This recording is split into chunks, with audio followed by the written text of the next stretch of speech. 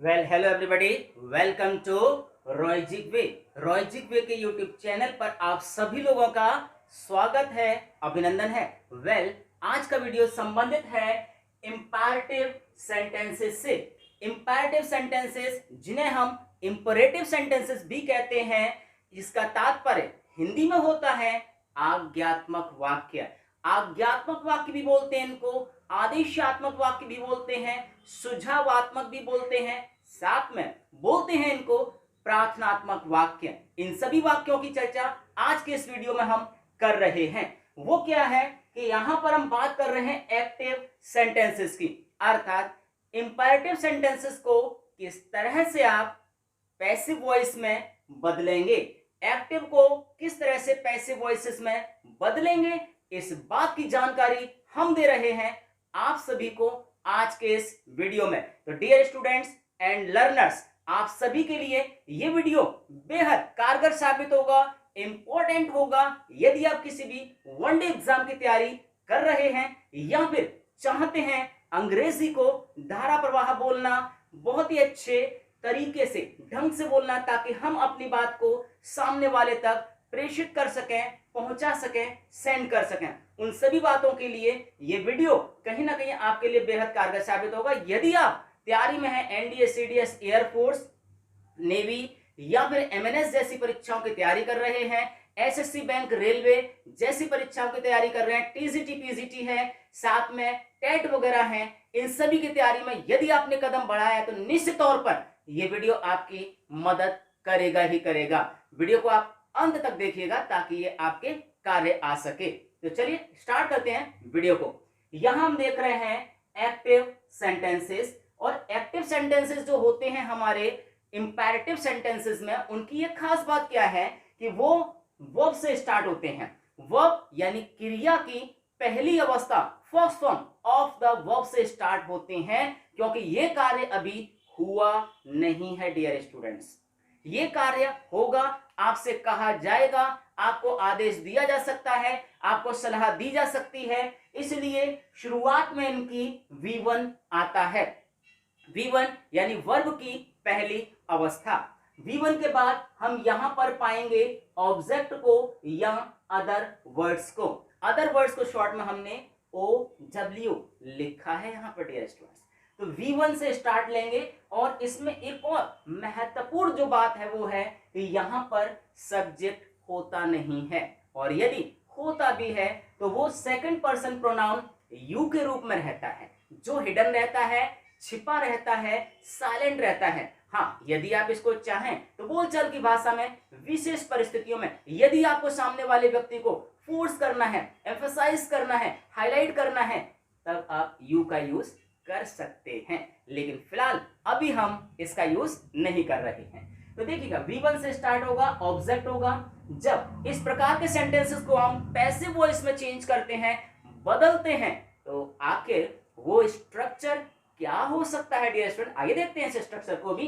तो यहां पर देखिए, सबसे पहले हम लेट का प्रयोग करते हैं। ऐसे सेंटेंसेस जो इंपैरेटिव होते हैं, आज्ञात्मक या आदेशात्मक होते हैं, उनकी शुरुआत पैसिव बनाते समय हम लेट से करते हैं, और लेट के पश्चात ऑब्जेक्ट आ जाता है, ऑब्जेक्ट के पश्चात बीई आती है। ये ध्यान रखिएगा कि ये पैसिव की कंडीशन है, शर्त है कि लेट और बी के बीच में ऑब्जेक्ट को आना ही होगा, लेट और बी को आपको लगाना ही होगा डियर स्टूडेंट। और उसके पश्चात, जैसा कि एक प्रमुख कंडीशन है पैसिव वॉइसेस की, कि इनमें हमेशा हम वर्ब की थर्ड फॉर्म का यूज करते हैं, और क्योंकि यहां पर हमने माना कि यहां पर सब्जेक्ट होता ही नहीं है, तो जाहिर ना तौर पर यहां पर बाय यू लगाने की आपको कोई आवश्यकता, कोई जरूरत नहीं है। तो हमारा जैसे ही वी थर्ड लगता है, वर्ब की थर्ड फॉर्म आती है, ये पैसिव सेंटेंस हमारा कंप्लीट हो जाता है डियर स्टूडेंट्स, है ना। तो यही पर हम चर्चा करेंगे कुछ एग्जांपल्स की। अब ये बात आपको ध्यान रखना है कि इस प्रकार के सेंटेंसेस में हम ऑर्डर की तो बात करते ही करते हैं, साथ में हम कमांड्स की भी बात कर सकते हैं, है ना, साथ में हम किसी एडवाइस की बात भी कर सकते हैं, साथ में हम किसी सुझाव की बात भी कर सकते हैं। इन सब के लिए हम इंपैरेटिव सेंटेंसेस आज्ञात्मक आदेशात्मक वाक्यों का ही प्रयोग करते हैं। तो चलिए इनको देखते हैं, एग्जाम्पल्स को हल करते हैं, सॉल्व करते हैं और देखते हैं किस तरह से ये आपके कार्य आ सकते हैं। पहला सेंटेंस देख रहे हैं आप यहाँ पर, पहला सेंटेंस जो हम देख रहे हैं वो क्या है? पहला सेंटेंस है रिंग द बेल, यानी घंटी बजा दीजिएगा। अब देखिए यहाँ पर आपको फेशियल एक्सप्रेशन वॉच करना है, स्टडी करना है कि सामने वाले ने किस अंदाज में कहा है। रिंग द बेल तो हो सकता है ये एक ऑर्डर हो, ये एक कमांड हो, लेकिन अगर कहा जाए रिंग द बेल तो एक अलग अंदाज होगा, रिंग द बेल घंटी बजा दीजिएगा। तो वहां पर ये कमांड या ऑर्डर ना हो करके एक प्रकार का आपके लिए सुझाव हो सकता है कि ऐसा कर दीजिएगा, ये एक सलाह हो सकती है, कॉज टाइम इज अप, वक्त पूरा हो रहा है पीरियड का, है ना। लेकिन हमारा मुद्दा यहाँ पर है, सबसे पहले आप क्या करोगे, LET लेट लगाएंगे पैसे बनाते समय, ये हमने लेट लगा दिया। अब यहाँ देखिए ऑब्जेक्ट क्या है, तो यहाँ ऑब्जेक्ट के रूप में हमारे पास है द बेल, तो ये हो गया आपका let the bell, let the bell. अब यहां पर BE को हमें लगाना ही होगा, तो लेट द बेल बी, और उसके पश्चात RING रिंग फर्स्ट फॉर्म है, हमें इस वर्ब की थर्ड फॉर्म यूज करनी है, तो लेट द बेल बी रंग, यानी वर्ब की थर्ड फॉर्म, और क्या हो जाएगी रिंग की थर्ड फॉर्म, RUNG रंग। तो इसलिए यहां पर सेंस था घंटी बजा दो, और यहां सेंस हो गया घंटी बजा दे जानी चाहिए, घंटी बजा दी जानी चाहिए, यानी ये एक इनडायरेक्ट आदेश हो जाता है, इनडायरेक्ट एडवाइस हो जाती है। तो पैसिव का जो सेंस होता है वो मोस्टली इनडायरेक्ट ही होता है, हम सीधे ना कह करके इनडायरेक्ट वे में कहते हैं, अलग अंदाज में प्रेजेंट करते हैं उस बात को। तो वही चीज यहां पर आ गया, रिंग द बेल को हमने लेट द बेल बी रंग कह दिया। अगला सेंटेंस है हमारे पास ब्रिंग ए लैंप, यानी एक बल्ब लाइए। तो यहां पर हमारे पास जो मेन वर्ब है इसमें वो ये है V1, यहां पर ये थी V1। Bring a lamp, object क्या है, ए लैंप है, पहले हम लेट लगाएंगे और let a lamp, let a lamp, ये हमने यहां पर यूज किया BE, let a lamp be, और ब्रिंग की जो थर्ड फॉर्म होता है वो ब्रॉट हो जाता है डियर स्टूडेंट्स। तो पैसिव क्या बन गया, let a lamp be brought, let a lamp be brought, let a lamp be brought. इस तरह से आप जब बार बार रिपीटेड सेंस में प्रैक्टिस करेंगे तो ये आपके साथ रहेंगे, ये कंफर्म हो जाएंगे, आपको दिमाग में एडजस्ट हो जाएंगे ये। चलिए थर्ड सेंटेंस की बात करते हैं, तीसरे नंबर के सेंटेंस की बात है, स्विच ऑफ द फैन, यानी पंखा बंद कर दीजिएगा।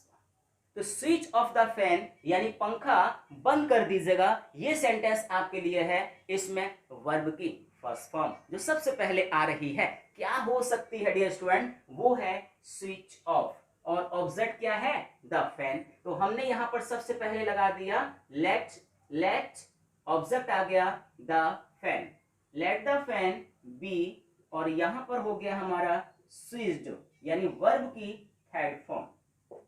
ये सेंटेंस बन गया हमारे लिए late the fan B switched off, यानी पंखा बंद कर दिया जाना चाहिए, पंखे को बंद कर दिया जाना चाहिए। ये सेंस यहां पर आ रहा है, और बिल्कुल स्पष्ट है कि यहां पर आपके लिए बहुत सारी परीक्षाओं में ये महत्वपूर्ण है, ये वनडे एग्जाम्स में महत्वपूर्ण है, ये डेली की प्रैक्टिकल लाइफ में महत्वपूर्ण है। इनको आप सेंटेंसेस के रूप में बोलचाल की भाषा में from morning till go to bed use कीजिएगा इनको, और अपनी भाषा में लगाइएगा 4 चांद।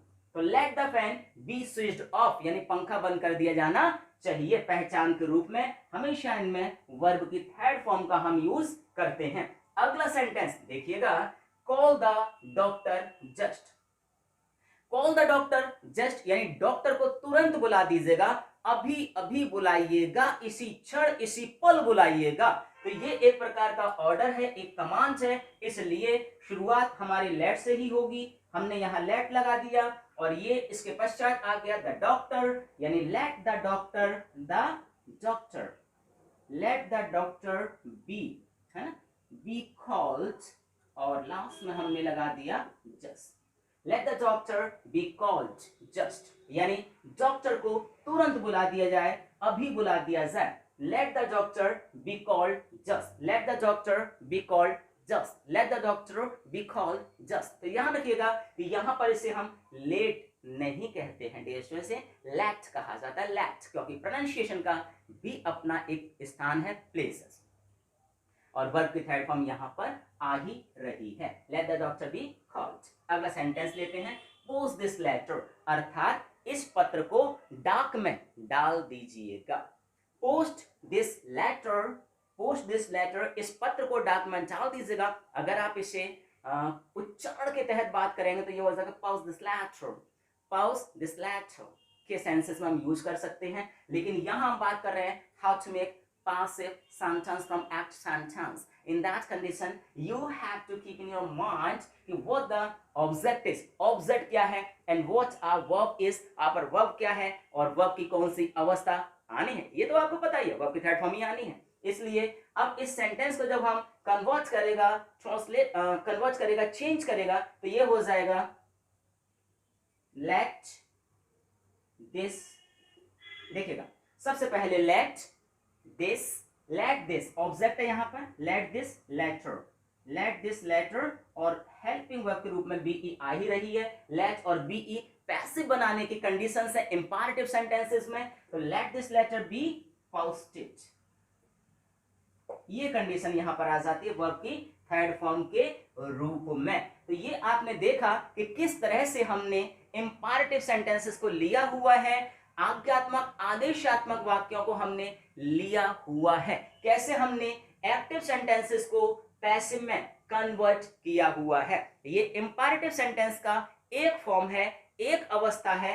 इसी प्रकार से कुछ और सेंटेंसेस होते हैं जिनमें हम बात करते हैं रिक्वेस्ट का, जिनमें हम बात करते हैं मोरालिटी का। ऐसे सेंटेंसेस भी आ सकते हैं आपके लिए एग्जाम के दरमियान, जिनकी चर्चा हम करेंगे अपने अगले वीडियो में। तो वीडियो को आप देखते रहिएगा, चैनल के साथ आप बने रहिएगा। वीडियो यदि डेफिनेटली आपको ये पसंद आया है, इसने आपके दिलो दिमाग में एक इंप्रेशन, एक इम्प्रिंट, एक छाप छोड़ी है, तो वीडियो को आप लाइक कर दीजिएगा। चैनल के लिए यदि आप नए हैं तो चैनल को सब्सक्राइब कर दीजिएगा। साथ में न केवल आप सब्सक्राइब कीजिएगा, बल्कि अपने नियर एंड डियर वन जितने भी नजदीकी और ऐसे लोग हैं चाहते हैं अपनी किस्मत को चमकाना बनाना, उन सब तक सेंड कर दीजिएगा। इस वीडियो को शेयर कर दीजिएगा ताकि वो भी इन वीडियोस का लाभ ले सके और अपनी कॉम्पिटिशन्स में अपना एक स्थान प्राप्त कर सकें। तो मैं हूं आपका अपना इंग्लिश ट्रेनर HM रॉय, और आप देख रहे हैं ये वीडियो रॉयजिक वे यूट्यूब चैनल के माध्यम से, जिसने ठाना है सफलता तो लगभग आपको दिलवाना ही है। तो thank you for watching, till then stay home, stay safe, thank you, जय हिंद, जय भारत।